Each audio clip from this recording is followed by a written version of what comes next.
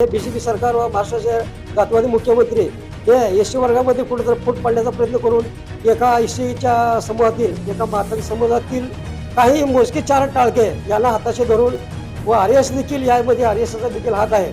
यांना या देशामध्ये एसटी वर्गामध्ये जाणून बुजून फूट पाडून भांडणे लावण्याचा प्रयत्न करत आहेत. आनंद साहेबांनी यामध्ये पुढाकार घेऊन सर्वच समुदायासाठी जेणेकरून मातंग समाजाचे देखील हित साधण्यासाठी आनंद साहेबांनी या मोर्चाद्वारे सर्वांना आवाहन करून शासनाच्या विरोधात रणशिंग फुंकलेलं आहे. जेणेकरून बौद्ध समाजाला हे धरून टार्गेट करून बौद्ध समाजावरच या बौद्ध समाजाने या महाराने आमच्या वाट्याचं आरक्षण खाल्लेलं आहे असं डायरेक्ट विरोध करतात.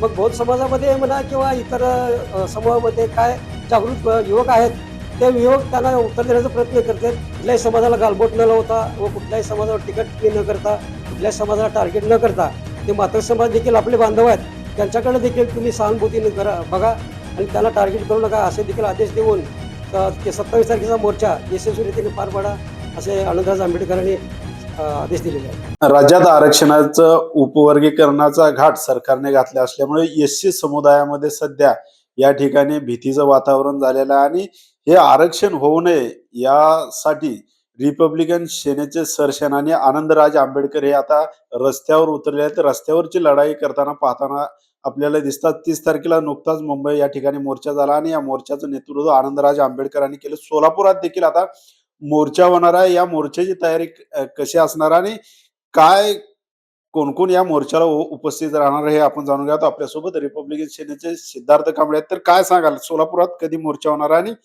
काय त्याची तयारी आहे? मी रिपब्लिकन सेना लोकसभा सोलापूर विभाग जिल्हा संघटक. तरी महाराष्ट्र राज्यामध्ये भाजप पक्षाचे व जातीवादी सरकार जातीवादी महाराष्ट्राचे मुख्यमंत्री देवेंद्रजी फडणवीस याने एससी वर्गातील समूहाचे आरक्षणाचे उपवर्गीकरण करून करण्याचे ठरलेलं आहे.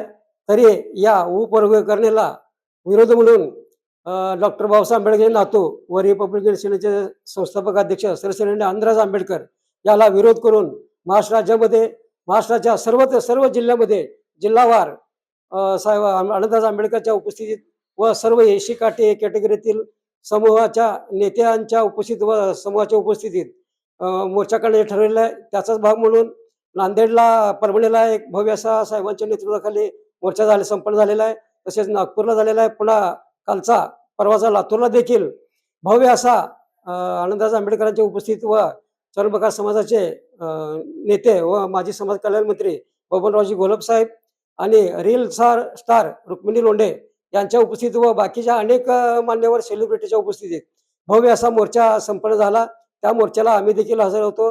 सोलापूरचे आरक्षण विरोधी कृती समितीचे निमंत्रक आम्ही म्हणून उपस्थित होतो आणि त्याच पद्धतीने सोलापुरात देखील या आरक्षणाला विरोध झाला पाहिजे म्हणून सरसेनानी आनंदराज आंबेडकर यांनी मोर्चे काढण्याचे आदेश दिले असता आम्ही सोलापूर शहर जिल्ह्यातील सर्व पक्षीय व एससी कॅटेगरीतील सर्व समूहाचे प्रमुख मिळून आणि सोलापूर शहर जिल्ह्यामध्ये 3 मिटिंगा झाल्या. या मिटिंगचे मुख्य निमंत्रक कांतर चळवळीतील व कामगार नेते जनार्दनजी शिंदेसाहेब व राजाभाऊ सोनकांबळे यांच्या व कमलाकर बनसोडे, आतिश बनसोडे तसेच अनेक मान्यवर युवा कार्यकर्त्याच्या उपस्थितीत 3 बैठका संपन्न झाल्या व आपले होला समाज संघटनेचे राष्ट्रीय अध्यक्ष नंदकुमारजी केंगार साहेब यांनी देखील त्या मिटिंगला उपस्थित राहून सर्वानुमते 30 तारीख हे मोर्चा करण्याची 27 जुलै हे मोर्चा करण्याची तारीख ठरलेली आहे.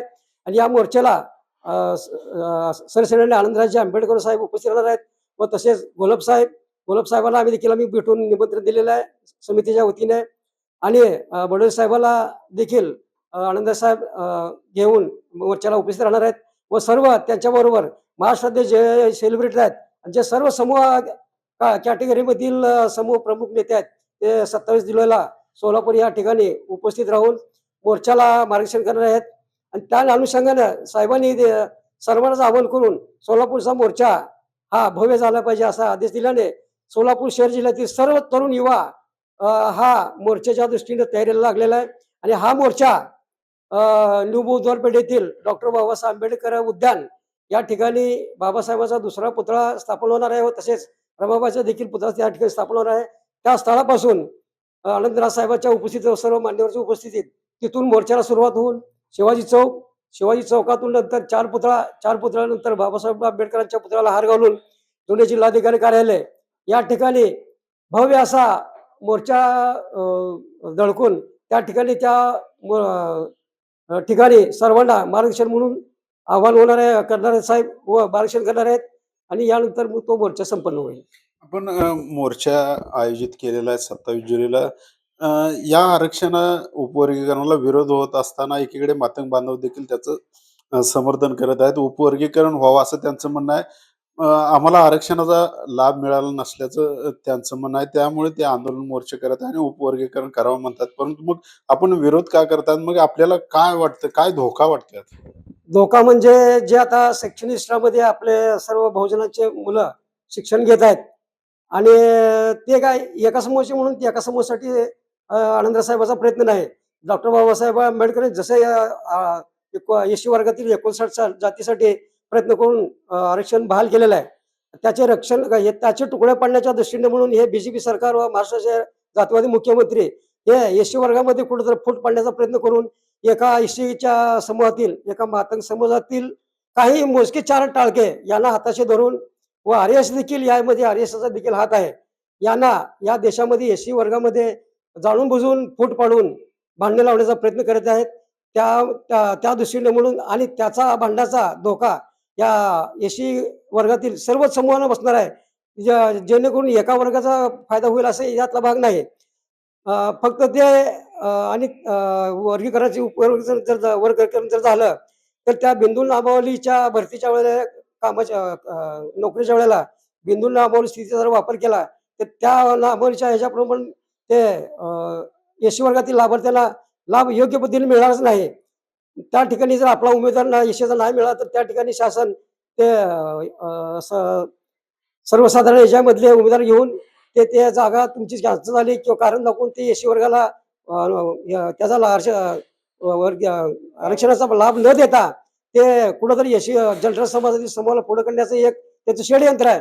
मग ते षडयंत्र हाणून पाडण्यासाठी म्हणून एससी वर्गातील सर्व बहुजन समाजातील वर्गाने व समाजाने वेळीच जागृत होऊन त्याला विरोध करणं हे गरजेचं आहे. म्हणून आनंदराव साहेबांनी यामध्ये पुढाकार घेऊन सर्वच समुदायासाठी जेणेकरून मातंग समाजाचे देखील हित साधण्यासाठी आनंदराव साहेबांनी या मोर्चाद्वारे सर्वांना आवाहन करून शासनाच्या विरोधात रणशिंग फुंकलेलं आहे. आपण जर पाहिलं तर सोशल मीडियावर फेसबुक असेल किंवा युट्यूब, इंस्टाग्रामवर असेल, या ठिकाणी दोन्ही समाज आहेत एससी समूहातील मातंग बांधव आणि इकडे बौद्ध बांधव असतील किंवा इतर समाज असतील आमने सामने येताना दिसतात आणि एकमेकाच्या विरोधात त्या ठिकाणी पोस्ट टाकताना दिसतात. तर जे सोशल मीडियावर एकमेकाच्या हे समाज विरोध उभे राहिलेले दिसतात, तर त्याचं कसं अवलोकन करताय, कसं विश्लेषण करा? तसं तर कोणीही मातंग समाज असू द्या किंवा एससी कॅटेगरीच्या अनेक इतर समूह घटकातील वक्ते किंवा कार्यकर्ते असू द्या, अशा लोकांनी तारतम्य बाळगलं पाहिजे व जबाबदारीने बोललं पाहिजे. काय लोक आहेत या ठिकाणी बी आहेत आणि मातंग समाजातून बरेच अरवाच्या भाषेमध्ये जेणेकरून बौद्ध समाजाला हे धरून टार्गेट करून बौद्ध समाज या बौद्ध समाजाने या महाराने आमच्या वाट्याचं आरक्षण खाल्लेलं आहे असं डायरेक्ट विरोध करतात. मग बौद्ध समाजामध्ये म्हणा किंवा इतर समूहामध्ये काय जागृत युवक आहेत ते युवक त्यांना उत्तर देण्याचा प्रयत्न करतात. तसं पण तसा आदेश साहेबांनी देखील कुणावर टीका टिप्पणी करू नका. निदान मातंग समाजामधले बांधव सुद्धा जे आपलेच आहेत त्यांना जोपर्यंत लक्षात येत नाही तोपर्यंत त्यांना टीका टिप्पणी करायची नाही असं सर्व सक्त आदेश दिलेले आहेत.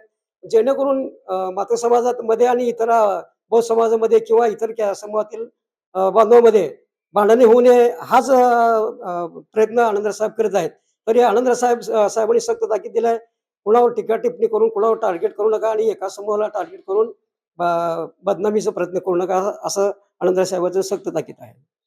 आपण जर पाहिलं तर डॉक्टर बाबासाहेब आंबेडकर सोलापूरला 12 ते 13 वेळेस आले होते आणि बाबासाहेबांचा या ठिकाणाहून स्वातंत्र्य मजूर पक्षाचा आमदार देखील निवडून आला होता जीवाप्पा ऐदाळे. आणि सोलापूर जिल्हा हा आंबेडकर चळवळीचा बालेकिल्ला समजला जातो. तर या आंबेडकरांच्या बालेकिल्ल्यात मोर्चा कसा होईल? हा सोलापूर जिल्हा आंबेडकर चळवळीचा बालेकिल्लाच आहे. हे सर्वांना माहीत आहे. म्हणूनच आनंदराव साहेब आंबेडकरांनी या सोलापूर जिल्ह्याकडे लक्ष वेधलेलं आहे व तसे आदेश देखील दिलेले आहे. सोलापूर जिल्ह्यामधून जर एखाद्या चळवळीचा उगम झाला, तर तो महाराष्ट्र राज्यामध्ये पोहोचून त्याचा वणवा अ, अ, पेटला जातोय. म्हणून सर्वच महाराष्ट्रातील नेत्याजवळ विशेष करून आनंदराव आंबेडकरांचं लक्ष सोलापूर शहर जिल्ह्याच्या जिल्ह्यातील चळवळीच्या कडे आहे आणि सर्व तशा नेत्यांना साहेबांनी आदेश दिलेत की सोलापूर शहर जिल्ह्यातला मेळावा, मोर्चा हा भव्य यशस्वी झालेला आहे आणि हा मोर्चा यशस्वी करत असताना कुणाला कुठल्याही समाजाला गालबोट न लावता व कुठल्याही समाजावर टीका टिप्पणी न करता, कुठल्याही समाजाला टार्गेट न करता, ते मातंग समाज देखील आपले बांधव आहेत. त्यांच्याकडे देखील तुम्ही सहानुभूतीने बघा आणि त्यांना टार्गेट करू नका असे देखील आदेश देऊन ते 27 तारखेचा मोर्चा यशस्वीरीतीने पार पाडा, असे आनंदराज आंबेडकरांनी आदेश दिलेले आहेत. म्हणजे पाहिलं तर आरक्षण उपवर्गीकरणाच्या विरोधात या ठिकाणी आता 27 जुलैला सोलापूर जिल्ह्यात आता सोलापूर शहरात मोर्चा निघणार आहे आणि या मोर्चाला खुद्द डॉक्टर बाबासाहेब आंबेडकरांचे नातू सरशनाने आनंदराज आंबेडकर उपस्थित राहणार आहेत आणि या मोर्चाचं नेतृत्व देखील करणार आहेत. राईट अँगल न्यूजसाठी अशोक कांबळे, सोलापूर.